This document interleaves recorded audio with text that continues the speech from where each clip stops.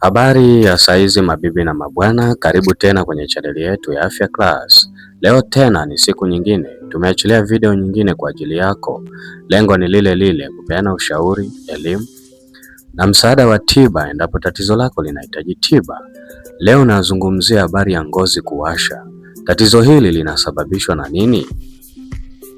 Lakini kabla ya kuendelea na video hii, please bonyeza subscribe button ambayo inapatikana chini ya video hii ili uendelee kupata video na makala za staili hii kila tunapozitoa.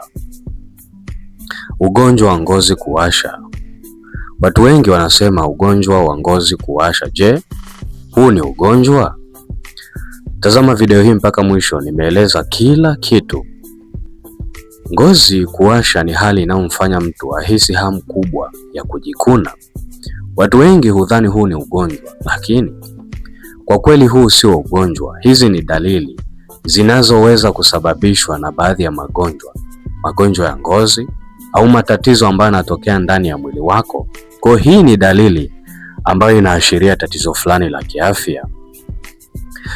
Takwimu mbalimbali za afya duniani zinaonyesha kwamba takribani watu 50,000 kutoka katika nchi 20 kulingana na tafiti ambazo zilifanyika, inaonyesha 39.8% ya watu hao walipata tatizo la ngozi kuwasha ndani ya kipindi ambacho walifanyiwa uchunguzi. Lakini tatizo hili la ngozi kuwasha ni miongoni mwa sababu kubwa zinazowafanya mamilioni ya watu kutafuta huduma za kitabibu kila mwaka duniani kote. Sasa tuchambue sababu mbalimbali ambazo kwa kiasi kikubwa zinasababisha tatizo hili la ngozi kuwasha. Sababu namba 1, tatizo la ngozi kukauka sana. Hapa nazungumzia tatizo ambalo hujulikana kama dry skin. Ukiwa na tatizo hili, moja ya dalili ambazo unaweza kukutana nazo ni pamoja na dalili hii ya kupata muwasho sana kwenye ngozi yako. Sababu nyingine ni tatizo la mzio au allergy. Je, una mzio au una allergy dhidi ya vitu gani? Wako baadhi ya watu ambao wanapata allergic reaction dhidi ya vitu mbalimbali, mfano vyakula, mafuta, sabuni na kadhalika. Hali hii hupelekea kupata hali ya muwasho kwenye ngozi zao. Lakini sababu nyingine inaweza ikawa ni maambukizi kwenye damu. Hapa nazungumzia habari ya blood infection. Unapopata maambukizi kwenye damu, moja ya dalili kubwa ambayo unaweza kukutana nayo ni dalili hii ya kupata muwasho kwenye ngozi, kupata hali ya rashes au vipele kwenye ngozi na kadhalika.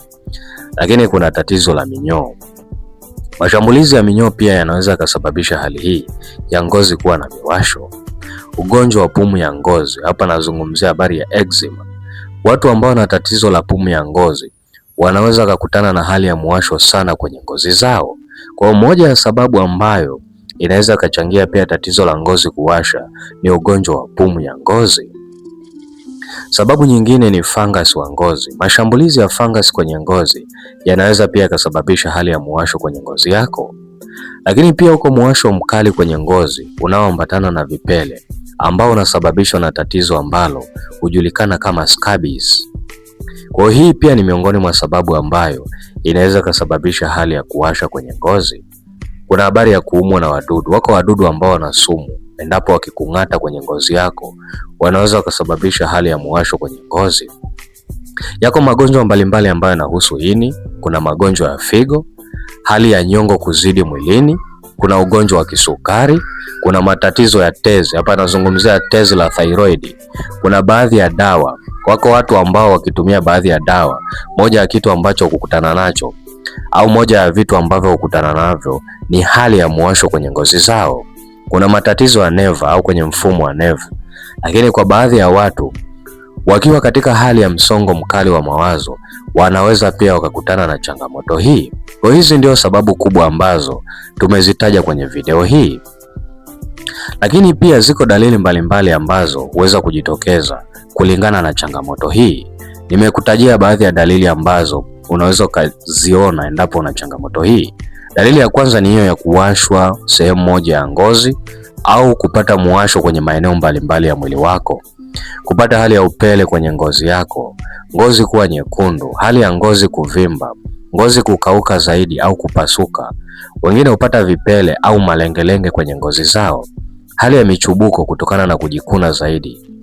Unaweza ukakutana na changamoto ya kukosa usingizi kutokana na kuwashwa sana usiku kwenye ngozi yako.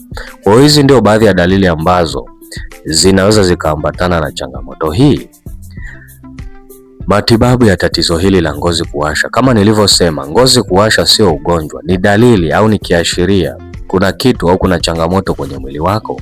Nimekutajia sababu mbalimbali kwenye video hii, na matibabu hutegemea chanzo husika cha tatizo lako. Lakini vitu vya muhimu zaidi katika video hii, hakikisha unaongea na wataalamu wa afya au tuwasiliane hapa ndani ya Afya Class endapo una changamoto hii na unahitaji msaada wa tiba. Tumia namba ambazo zinapita kwenye screen yako, nasi tutakusaidia na tatizo lako litaisha kabisa. Lakini nikupe bonus tips. Hakikisha unazingatia mambo haya.